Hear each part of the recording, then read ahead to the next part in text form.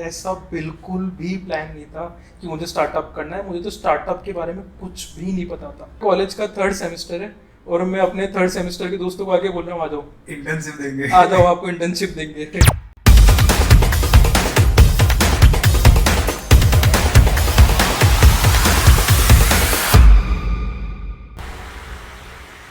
सो सबसे पहले welcome to the brand new episode of campus CEO.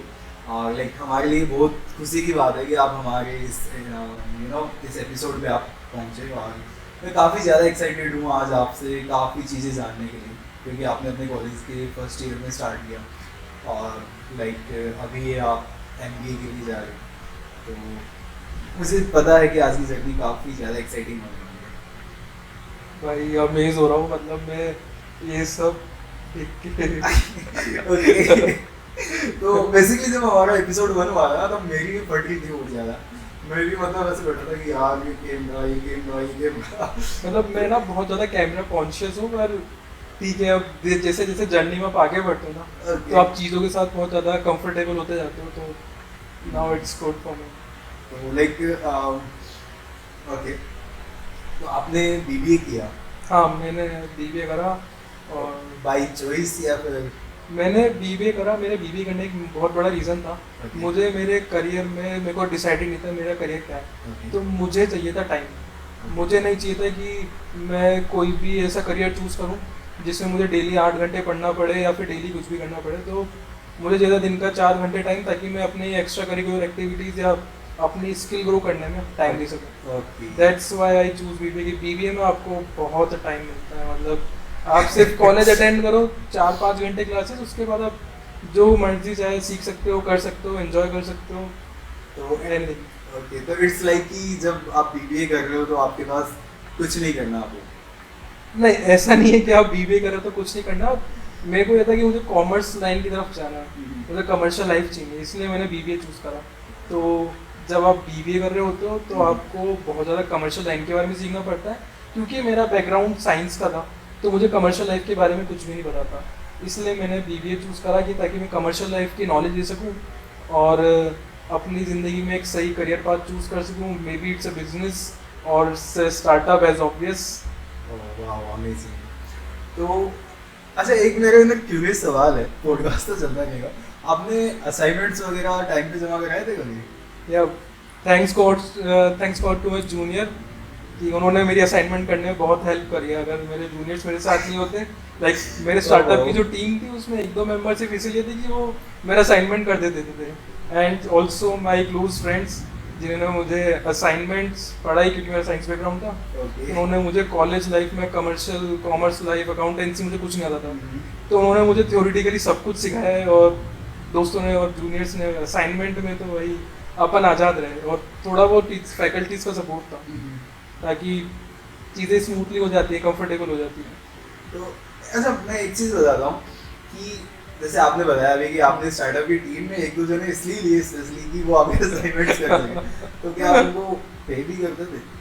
नहीं, वो स्टार्टअप में होता है कि आप जितना कॉस्ट कटिंग कर सकते हो, जितना लो कॉस्ट कर सकते हो, उतना ज़्यादा अच्छा है। तो मैं हमेशा अपनी टीम को पर्क्स देता था, may be like subscriptions of Netflix, YouTube और स्पॉटिफाई, ताकि वो लोग इन सब्सक्रिप्शन के लिए वर्क करते थे, ना कि पर्क्स के लिए, सॉरी ना कि स्टाइपेंड्स के लिए।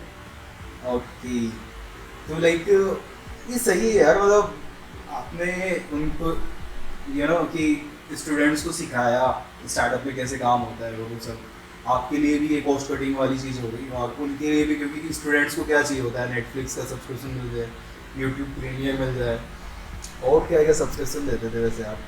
जैसे बहुत यूनिक चीज़ है कि कोई भी मार्केट में वीपीएन का सब्सक्रिप्शन नहीं देता। तो भी नो वीपीएन की, मुझे पर्सनली पता है वीपीएन की क्या इंपॉर्टेंस होती है एक स्टूडेंट के लिए। तो जेन जीज को देखते हुए वीपीएन जैसा सब्सक्रिप्शन, हाँ हमने स्किल शेयर का भी सब्सक्रिप्शन दिया है ताकि वो कुछ चीज़ें सीख सकें, पर बहुत ज़्यादा एंटरटेनमेंट का सब्सक्रिप्शन देना ज़रूरी था, क्योंकि मतलब स्टूडेंट्स को वो चीज़ें ज़्यादा चाहिए होती है। Like they are away from their family, और उनको चाहिए कि उनका कुछ एंटरटेनमेंट हो सके, और वो बहुत ज़्यादा इन सब म्यूज़िक मूवीज़ में इन्वॉल्व रहते हैं। तो मेरे हिसाब से Netflix too budget friendly, Netflix का प्रीमियम प्लान लो, और बहुत सारे बच्चों में बांट दो, और वो आपके लिए काम करेंगे और आपको अच्छा रिस्पॉन्स देंगे। ओके, तो ये आपकी लाइफ रही हाँ। ड्यूरिंग बीबी। तो मुझे ये बताइए कि पहली बार जब आपको लाइक ये पता चला कि अब करना क्या है, तो उस वक्त आपने लाइक स्टार्टअप लाइन को चुना, तो इसका मतलब मैं ये मान सकता हूँ कि आपने ये सोच चुके थे आपकी नहीं नहीं नहीं नहीं नहीं, ऐसा बिल्कुल भी प्लान नहीं था कि मुझे स्टार्टअप करना है। मुझे तो स्टार्टअप के बारे में कुछ भी नहीं पता था। तो स्टार्टअप आया मेरी जर्नी में कैसे, मैंने थ्योरेटिकली कॉमर्स पढ़ ली थी, मैंने अकाउंटेंसी पढ़ ली, मैंने मार्केटिंग पढ़ ली, मैंने ऑपरेशंस पढ़ लिए, बट द थिंग इज क्या करूँगा मैं, समझ ही नहीं आता था। तो मेरे को लगा अगर उनको एग्जीक्यूट करेंगे तो हो सकता है कुछ जनरेट हो जाए, मेरे को चीज़ें समझ में आने लगे। तो इसलिए मैंने और थोड़ी प्रैक्टिकल नॉलेज के लिए इंटर्नशिप की ट्राई करी, और इंटर्नशिप इतनी इजीली मिलती नहीं है, तो हमने सोचा कुछ और करते हैं। दोस्तों के साथ आइडिया डिस्कस करें, मेरे बहुत सारे बीटेक के दोस्त हैं, तो मैंने उनके साथ आइडिया डिस्कस करा, वो मेरे आइडिया को रिजेक्ट करते गए। फिर एक दिन मैंने ठानी ली कि अब तो स्टार्टअप करना ही है। मतलब मेरे को पता नहीं था इस टर्म को स्टार्टअप बोलते हैं, बट मुझे पता था कि कुछ ऐसा करना है जो इनोवेटिव हो और जो कमर्शियली वैलिडेटेड हो, जो मुझे पैसा ला के दे सके। इसलिए मुझे बहुत टाइम बाद, मतलब 1-2 महीने बाद पता चला कि जो काम मैं कर रहा हूँ उसे स्टार्टअप बोलते हैं। Okay, all right. तो आपने ऐसे सोचा कि जिससे पैसा भी बनाया जा सके, हाँ, और जो दूसरों की लाइफ में वैल्यू क्रिएट कर सके। एग्जैक्टली, जो इनोवेशन हो, दूसरों की लाइफ को ईजी कर सकता है और जो मेरे लिए पैसा बना सकता है, मैं उसे स्टार्टअप बोलता हूँ। That's my definition of startup. Oh wow. So like आपने शुरू किया, तो पहली बार जब आपने ये आइडिया आपके पास आया, या फिर आप अपने को फाउंडर अर्नब से मिले, तो उस वक्त लाइक आपका क्या रिएक्शन था, आप कैसे उनके साथ जुड़े और कैसे आपने स्टार्ट किया? So Arnab is a really amazing person. Arnab ऐसा आदमी है कि उसको कुछ भी बोलो कि हाँ इसे कर सकते हैं, फिर हम रात भर जागेंगे, हम रोड पे पैदल घूमते थे और हम सोचते थे इसको कैसे एग्जीक्यूट कर सकते हैं, क्या क्या चैलेंजेस आएंगे। और अर्नब इतना सही आदमी है कि वो मुझे हमेशा बताता है कि इस प्रोडक्ट को, इस सर्विस को ऐसे मार्केटिंग कर सकते हैं। और मैं हमेशा ब्रेन में कैलकुलेट करता रहता कि इससे क्या रिटर्न्स आने वाले हैं, क्या लॉसेस बियर करने पड़ सकते हैं। तो अर्नब के साथ मेरी बॉन्डिंग बहुत अच्छी है और हम 2-3 साल से साथ में स्टार्टअप कर रहे हैं। तो ज़िंदगी में बहुत कुछ सिखाया अर्नब ने मुझे। Arnab is like a tutor और a mentor for me, irrespective of मेरा को फाउंडर भी है। ओके, वाह वाह। तो आपने मार्केटिंग के जो फंडे हैं वो बीबीए से ज़्यादा अर्नब से सीखे हैं? एग्जैक्टली, बीबीए में मैंने सीखी थ्योरेटिकल चीज़ें, वहाँ पे मार्केटिंग मैंने पढ़ी है कि व्हाट इज़ मार्केटिंग, स्ट्रेटेजीज क्या होती हैं, बट खुद की स्ट्रेटेजी बनाना मैंने अर्नब से सीखा है। अर्नब को मैं अर्नब भैया बोलता हूँ ड्यू टू रिस्पेक्ट। वो हमारा रिलेशन अब थोड़ा पर्सनल भी हो चुका है, तो अर्नब बोल के मुझे कंफर्टेबल नहीं होता, इसलिए मैंने अर्नब भाई, अर्नब भैया बोलता हूँ, ताकि मतलब मैं कंफर्टेबल रहता हूँ उसमें। इवन अगर सच्चाई बताऊं अर्नब, या अगर आप देख रहे हो तो मैं भी आपको भैया ही बोलता हूँ। वो तो क्या फ्लेक्स मारने के लिए कि हम छोटे नहीं है, ये बताने के लिए यहाँ पे अर्नब यूज करते हैं। नहीं, सॉरी। अर्नब भी और हमारी एज में 1-2 ईयर का डिफरेंस है, बाकी या ड्यू टू रेस्पेक्ट मतलब मन में अर्नब भैया ही आता है, और अभी ऐसा कोई दूसरा निक नेम भी नहीं आता है। Okay okay. तो लाइक आपने जब शुरू किया अपना स्टार्टअप, ये तो बात हुई कि आप कैसे अर्नब भैया से मिले वो सब। आपने अपनी पहली टीम जब बनाई तो आपकी क्या स्ट्रेटेजीज थी? पहली टीम की मेरी सिंपल स्ट्रेटेजी थी कि जो भी मिल जाए ले लो, बाद में फिगर आउट करेंगे कि हर इंसान में कुछ ना कुछ स्किल तो होती है। तो उसकी स्किल को अपने वर्क में यूटिलाइज कर लेंगे, क्योंकि बिजनेस में क्या होता है, आपको हर तरीके का बंदा चाहिए। इवन जिसको कंटेंट राइटिंग आती हो, जिसको मार्केटिंग आती हो, जिसको सेल्स आती हो, जिसको ऑपरेशंस आते हो, जिसको कोडिंग आती है, तो हर बंदे की रिक्वायरमेंट होती है। इवन आपको एक बंदा चाहिए जो आपकी डेटा एंट्री कर सके, बहुत सारे काम होते हैं, कुछ भी मैनेज कर सके। तो इसलिए मेरे माइंड में ये था कि जो भी आ जाए उसे ले लो। तो मेरे पास फर्स्ट अपॉर्चुनिटी थी कि मेरे क्लास के बच्चे, मतलब मैं जिस बैच में पढ़ता हूँ उस बैच के बच्चे, तो अपनी यूनिवर्सिटी में गया। इंटर्नशिप की ड्यूरेशन बाय लक जब मैंने स्टार्टअप स्टार्ट करा उसके 2 महीने बाद ही इंटर्नशिप करनी कंपलसरी हो गई थी कि दिस इज समर टाइम, आपको इंटर्नशिप करना ही पड़ेगा। सो मैंने देखा कि मेरे कुछ दोस्तों को इंटर्नशिप नहीं मिल रही है। मैंने कहा अपन ने कंपनी स्टार्ट करी है, कुछ बच्चों को इंटर्नशिप मिल जाएगी, अपना काम हो जाएगा। मैंने कहा आ जाओ। मैंने अपने 15 से 16 बैचमेट्स इन करे। मैं खुद सेकंड ईयर में पढ़ रहा हूँ, मेरा खुद का कॉलेज का 3rd सेमेस्टर है, और मैं अपने 3rd सेमेस्टर के दोस्तों को आके बोल रहा हूँ, आ जाओ इंटर्नशिप देंगे। आ जाओ, आपको इंटर्नशिप देंगे। Okay, wow, amazing. तो लाइक वहाँ से आपने इंटर्न्स उठाना और ये प्रोसेस चालू किया। तो मैं ये जानना चाह रहा हूँ कि मतलब फिर छटनी की प्रोसेस क्या होती है, लाइक कैसे आपको पता चलता है कि ये बंदा लंबे टाइम तक अपने साथ टिकेगा, या फिर कैसे पता चलता है कि यार इसको निकालना है? छटने की प्रोसेस बहुत सिंपल होती है। जो बंदा आपके व्हाट्सएप मैसेज का, कॉल का टाइम पे रिप्लाई दे दे, वो आपके साथ लंबा चलने वाला है। जो आपको टाइम पे रिस्पॉन्सेज नहीं दे रहा है, वो आपको ओके टाटा बाय बाय बोलने वाला है। Okay, wow, amazing. चलो ठीक है, इससे मुझे पता चलता है कि चेतन की चटनी करनी है। तो चलिए, ये तो हुई बात लाइक इंटर्न्स की और इन सब की। तो अब मैं ये पूछना चाह रहा हूँ लाइक बेसिकली कि जो आपका स्टार्टअप आइडिया है उसके बारे में थोड़ा सा इंटरेस्टेड हूँ, क्योंकि आपने स्टार्ट किया। तो मेरा स्टार्टअप आइडिया कनेक्ट होता है मेरी प्रीवियस एक्सपीरियंसेस से। तो मेरा प्रीवियस एक्सपीरियंस क्या था, मैं हॉस्टलर था, मैं फर्स्ट ईयर में था। तो आप मेरे को देख के समझ सकते हो कि मुझे खाने पीने का बहुत शौक है। तो मैं नई नई चीज़ें फूड डिलीवरी कराता रहता था। तो प्रॉब्लम क्या थी कि कुछ ऐप्स पे वही सेम फूड सेम रेस्टोरेंट से महंगा आता था, और कुछ ऐप्स पे वही सेम फूड वही रेस्टोरेंट से महंगा आता था। तो ऐसे 3-4 एप्लीकेशन थी उस टाइम पे। अभी इस टाइम पे ऐसे 5 से 7 एप्लीकेशन है जो फूड डिलीवरी सर्विसेज आपको प्रोवाइड करते हैं। तो मैंने क्या सोचा कि ऐसा एप्लीकेशन मिल जाए, या टूल मिल जाए, या वेबसाइट मिल जाए जो मेरी प्रॉब्लम सॉल्व कर दे, जो मुझे कंपेयर करके बता दे कि कौन से रेस्टोरेंट पे जो मील मैं ऑर्डर करना चाहता हूँ वो सस्ती मिलेगी। तो इसलिए मैं सोचा एक प्लेटफॉर्म बिल्ड करते हैं, ऐप और वेबसाइट दोनों, जो आपको एक कंपैरिजन कर दे within a single click. आप जाओ, रेस्टोरेंट चूज़ करो, आपको बता दे कि इस पे ये डिस्काउंट चल रहे हैं, और आप अपना बेस्ट डिस्काउंट चूज़ करके अपना ऑर्डर प्लेस कर सको in the fastest and easiest mode. ये मेरा पूरा आइडिएशन प्लान था। ओके, तो लाइक आपने फिर ये स्टार्ट किया, इस पे काम भी किया, और मैंने भी काफी बार होगी यूज किया था, काफी ज्यादा एक्साइटिंग था ये। बट मैं ये जानना चाह रहा हूँ कि जब लाइक सब कुछ स्मूथली चल रहा था, तो फिर अचानक से आपने अपने सारी सर्विसेज और सारे एक्टिविटीज शट डाउन कर दिए। तो लाइक उसके पीछे क्या रीजन था? लाइक इसमें मैं एक चीज जो ज्यादा जानना चाह रहा हूँ वो है कि जब कोई भी स्टार्टअप फाउंडर ऐसा कदम उठाता है, तो उसके बैक एंड का जो माइंडसेट होता है वो क्या होता है? एक्चुअली ये बिल्कुल वैसा ही है कि आप अपने बच्चे को अबेंडन कर दो। स्टार्टअप को शट करने का मतलब है कि आप उससे इतने ज़्यादा इमोशनली कनेक्टेड होते हो ना, कि उसको लूज़ करने का माइंड में आना भी ऐसा होता है कि आप खुद को लूज़ कर रहे हो। तो मेरे माइंड में बिल्कुल क्लियर था कि मुझे स्टार्टअप कभी बंद करना ही नहीं है। मैं इस थॉट के साथ चला था, कभी माइंड में ऐसा थॉट लाना ही नहीं है कि we are going to lose something और लूज माई प्रोफेशन और एनीथिंग। सो बहुत क्लियर था।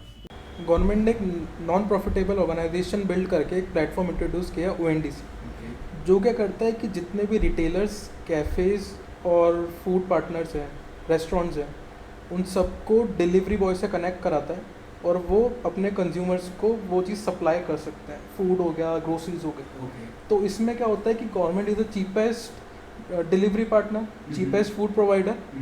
सो अब कंपैरिजन आप करोगे कैसे?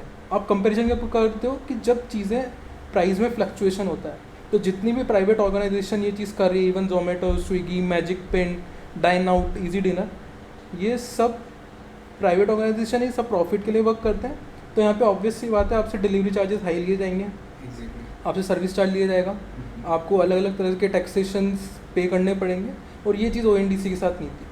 तो ये सारे जो कॉम्प्लिकेशन ONDC ने एलिमिनेट करे, इन सब की वजह से वो बहुत सस्ता फूड प्रोवाइडर हो चुका था, बहुत सस्ता ग्रोसरी प्रोवाइडर हो चुका था। तो इस वजह से कंपैरिजन का तो सवाल ही नहीं उठता। तो कंपैरिजन जो स्टार्टअप्स हैं उनके लिए बहुत बड़ी प्रॉब्लम है। ओके, तो लाइक जहाँ पे आपका कॉन्सेप्ट था कि आप कंपेयर करके सस्ती और अच्छी डील्स प्रोवाइड करोगे, एग्जैक्ट, वहाँ पे ONDC ने आपका मार्केट पूरा खत्म सा ही कर दिया। हाँ, आप ऐसे कैसे? तो लाइक ONDC तो कि अभी तक ज़्यादा फैला भी नहीं है, बट फिर आपने मतलब लाइक इनिशियल जब ONDC स्टार्ट हुआ, अभी तो शायद ट्रायल्स चल रहे हैं ONDC के, तो उन्हीं दिनों में आपने डिसाइड किया कि लाइक आपको अपनी सर्विसेज शट डाउन करनी है। यार, आपने शायद वो बात सुनी होगी कि पूत के पैर पालने में दिख जाते हैं। तो जब गवर्नमेंट जैसे UPI लेके आई, तो हमें पता था कि सारे ट्रांजेक्शन फ़ीस ज़ीरो हो चुके हैं। तो ONDC भी गवर्नमेंट ने एज अ NPO इंट्रोड्यूस करा। तो चीपेस्ट तो ऑप्शन ही नहीं बचता ना, सर्विस कैसी भी हो, बट चीपेस्ट तो आपको गवर्नमेंट ही दे सकती है। आज के टाइम पे राशन सबसे ज़्यादा चीपेस्ट गवर्नमेंट देती है। सारी जितनी भी सर्विसेज हैं सबसे ज़्यादा चीपेस्ट मोड में गवर्नमेंट ही दे सकती है। Even if you look at power supplies, electric power supply, electricity, water, Indian government जितना चीपर देती है उतनी कोई दूसरी कंट्री गवर्नमेंट कैसे दे सकती है। ऑलराइट तो लाइक इस सर्विस में अगर गवर्नमेंट आ गई, इस सेक्टर में भी गवर्नमेंट आ गई, तो हम उनसे कम्पीट कर ही नहीं सकते। एग्जैक्टली तो मेरा इसके साथ एक प्लस पॉइंट, मेरा एक सेकंड थॉट ये था कि जितने भी डिलीवरी से रिलेटेड स्टार्टअप्स या बिजनेसेस हैं उनके लिए एक रेड फ्लैग हो सकता है अगर गवर्नमेंट इसको तरीके से थोड़ा और अच्छे वे में एग्जीक्यूट कर दे तो। So that's a warning. और मुझे ऐसा लगता है कि गवर्नमेंट को कहीं ना कहीं डर था कि स्विगी जोमेटो इनका मोनोपोली ना हो जाए मार्केट में, इसलिए ऐसा कुछ किया। तो लाइक आपकी क्या थोड़ा इस पर? मेरे को ये लगता है गवर्नमेंट ने ये चीज़ स्विगी जोमेटो को देखते हुए करी है। गवर्नमेंट ने ये चीज़ देखते हुए करी है फॉरेन कंपनीज़ को देखते हुए। स्विगी जोमेटो भी कहीं ना कहीं फॉरेन कंपनी से बिलोंग करती है क्योंकि उनके मेजर इन्वेस्टर्स फॉरेन कंट्रीज से ही बिलोंग करते हैं। बट गवर्नमेंट, मेरे को ये लगता है गवर्नमेंट चाहती है कि लोगों को ये सर्विसेज ईजी वे में प्रोवाइड हो और चीपर वे में प्रोवाइड हो। ओके, तो लाइक ये बात होगी अपनी कि आपने होगी, तो इस जर्नी के दौरान आपको ऐसी क्या चीज़ें जो काफ़ी आपको लगता है कि हर एक स्टूडेंट को एटलीस्ट एक बार ट्राई करना चाहिए अपनी स्टूडेंट लाइफ में, एंटरप्रेन्योर जो जर्नी होती है, और या फिर कोई भी एक आइडिया को एग्जीक्यूट करने तक की जो काम है वो करना चाहिए, क्या आप सजेस्ट करते हो ये चीज़? यार एंटरप्रेन्योरशिप मैं ट्रूली बोलूँ मैं सजेस्ट नहीं करता क्योंकि it's a hard core thing. अगर आपको एंटरप्रेन्योरशिप करनी है ना तो आपको सब कुछ छोड़ना पड़ता है। फैमिली हो गई, फ्रेंड्स हो गए, लाइक प्रेजेंट टाइम में मेरे फ्रेंड्स काउंट करो तो मैं उंगलियों पे काउंट कर सकता हूँ मेरे कितने फ्रेंड्स हैं। बट मैं ऐसे नेटवर्क में रहता हूँ जहाँ लोगों के कॉन्टैक्ट लिस्ट ही 1000+ लोगों की है, तो वो चीज़ मैं कैरी नहीं कर सकता। और एंटरप्रेन्योरशिप बहुत ज़्यादा डेडिकेशन मांगती है, बहुत ज़्यादा स्ट्रेस लेवल कैपेसिटी मांगती है जो आप हैंडल कर सकते हो। अगर आप वो सारी चीज़ें कर सकते हो, खुद को जानबूझकर प्रॉब्लम्स के अंदर पुट कर सकते हो, वो सारी चीज़ें हैंडल कर सकते हो, तो यू कैन ट्राई। बट मेरा मेजर सजेशन ये रहेगा कि एकेडमिक से फोकस करो, but you should also focus on skills. तो skills are the major part. अगर मैं देखूँ मैंने एंटरप्रेन्योरशिप से क्या सीखा, मैंने मैनेजमेंट सीखा, मैंने मार्केटिंग सीखी, मैंने ऑपरेशन सीखे, मैंने डेटा को कैसे ट्रीट करना है, डेटा को कैसे मैनिपुलेट करना है, डेटा को कैसे अलग अलग वे में उससे एनालिसिस करना है, वो सारी चीज़ें सीखी। ये सारी चीज़ें आप बिना एंटरप्रेन्योरशिप के भी सीख सकते हो। बट अगर आपको कोई लाइफ चेंजिंग चीज़ करनी है, चाहे वो खुद की लाइफ हो, चाहे आपकी कम्युनिटी हो, क्योंकि या फिर आपकी सोसाइटी की हो, तो एंटरप्रेन्योरशिप एक ऐसा रास्ता है जो आपकी लाइफ और आपकी सोसाइटी की लाइफ बहुत सही तरीके से चेंज कर सकता है। बट डिस्क्लेमर अगेन, आपको बहुत ज़्यादा हार्डवर्क करना पड़ेगा। तो सर सबसे पहले तो स्वागत है आपका हमारे इस ब्रांड न्यू एपिसोड पे ऑफ कैंपस सीईओ, और थैंक यू सो मच कि हमारे एक बुलावे पे आप आ गए। ग्रेट करो यार, ऐसे क्या हो यार सिंपल वो दे देते हैं, लेकिन मेरा असाइनमेंट देखो एक कला है, दूसरों से असाइनमेंट कराना कला है। ये रिकॉर्ड नहीं हो रहा है, जाएगा मेरे, ठीक है? तो हो रहा है रिकॉर्ड।